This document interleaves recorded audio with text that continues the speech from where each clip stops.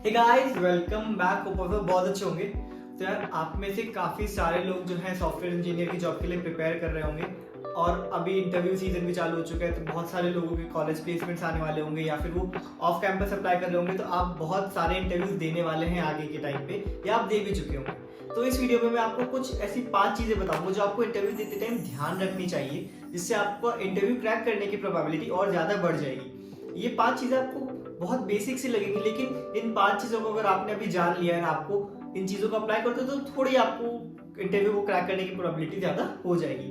ठीक है, तो चलिए शुरू करते हैं। तो सबसे पहली और मोस्ट इंपॉर्टेंट चीज़ होती है आपका इंट्रोडक्शन। जैसे इंटरव्यू स्टार्ट होता है, आपको अपना इंट्रोडक्शन बहुत अच्छे से प्रिपेयर होना चाहिए। जैसे ही आपको इंटरव्यूअर बोलेगा कि इंट्रोड्यूस योरसेल्फ, तो आपको एटलीस्ट 2 मिनट का एक इंट्रोडक्शन प्रिपेयर्ड होना चाहिए, एकदम प्रैक्टिस होनी चाहिए। एटलीस्ट उसको आप इंटरव्यू में जाने के पहले 5 से 10 बार बोल के प्रैक्टिस कर लेना, ताकि आप उसको काफी अच्छे फ्लो में काफी कॉन्फिडेंस के साथ बोल सको।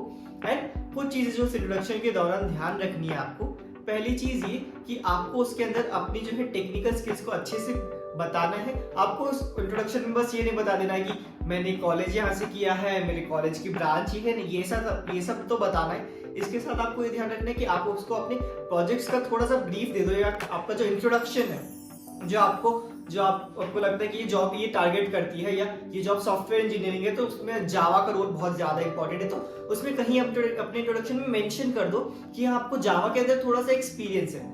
एंड इंट्रोडक्शन के एंड पे हमेशा इंट्रोडक्शन इस तरीके से एंड करना चाहिए जिससे कि सामने वाले के पास एक काउंटर क्वेश्चन बन जाए। जैसे आप इंट्रोडक्शन को इस तरीके से एंड कर सकते हैं कि आई have a keen interest in data structures and algorithms, या I have a keen interest in a top subject like this, ताकि उस इंटरव्यूअर खुद प्रॉम्प्ट हो कि हाँ, इसको इस बारे इसके टॉपिक के ऊपर क्वेश्चन पूछा जा सकता है अगला। इससे आप खुद अपने इंटरव्यूअर को स्टीयर करेंगे अपने जो आपके स्ट्रॉन्ग पॉइंट्स है उनकी तरफ।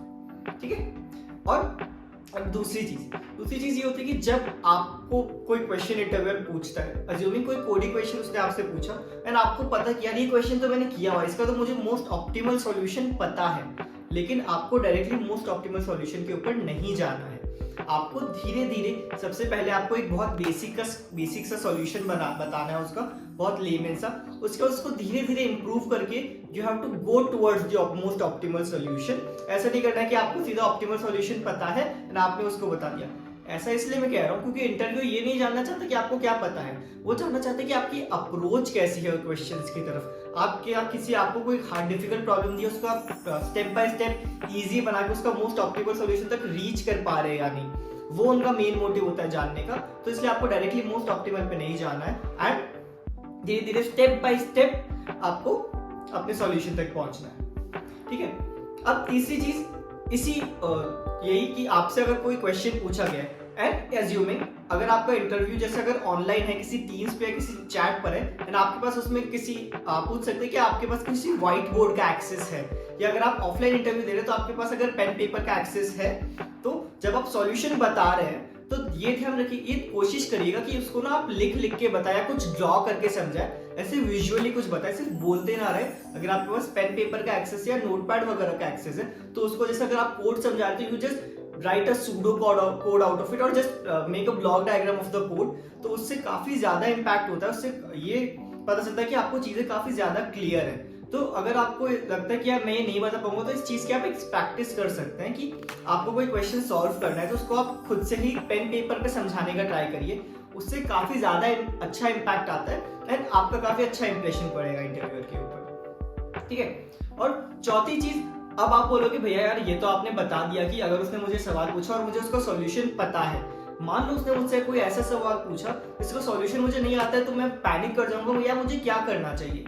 तो देखो सीधी सी बात है, इंटरव्यूअर चाहता है कि तुम वो क्वेश्चन सॉल्व करो। तो अगर तुमने वो क्वेश्चन सुना एंड तुम्हें उसका मोस्ट ऑप्टिमल सॉल्यूशन दिमाग में नहीं आ रहा है या कुछ क्लिक नहीं कर रहा है, तो जस्ट थिंक आउट लाउड। तुम्हें जो भी कुछ समझ आ रहा है उसको बोल के कोशिश करो कि इसके आगे मैं शायद ही कर सकता हूँ, या ये अप्रोच सही होगी। And most of the times interviewer तुम्हें कुछ ना कुछ हिंट दे देगा अगर तुम उसको थिंक आउट लाउड करोगे। तुम ऐसा मत कर देना कि उसने तुमसे कुछ पूछा एंड एकदम तुम चुपचाप होके सोच रहे हो, अपने मन में ही सोच रहे हो।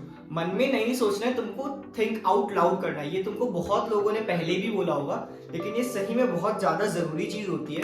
अगर तुम्हारे दिमाग में कोई भी आइडिया आ रहा है या कोई भी चीज आ रही है, उसको थिंक आउट लाउड करो, चाहे वो गलत ही हो क्यों ना हो। लेकिन अगर तुम थिंक आउट लाउड करोगे तो interviewer most of the cases में तुम्हें हिंट दे देगा कि या तुम सही जा रहे हो या तो तुम गलत जा रहे हो, तो उसमें काफी ज्यादा फायदा रहेगा तुम्हें। And fifth and the last and most important thing, जब भी तुम किसी इंटरव्यू देने जा रहे हो किसी भी कंपनी के लिए, always have some counter questions prepared जो तुम इंटरव्यू के एंड में उनसे पूछ सको, क्योंकि इससे ना कंपनी वालों को लगता है कि यस तुम एक्चुअली इंटरेस्टेड हो।